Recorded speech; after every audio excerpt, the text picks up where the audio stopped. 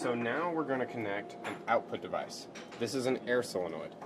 So A and B are going to the air ports on this air solenoid.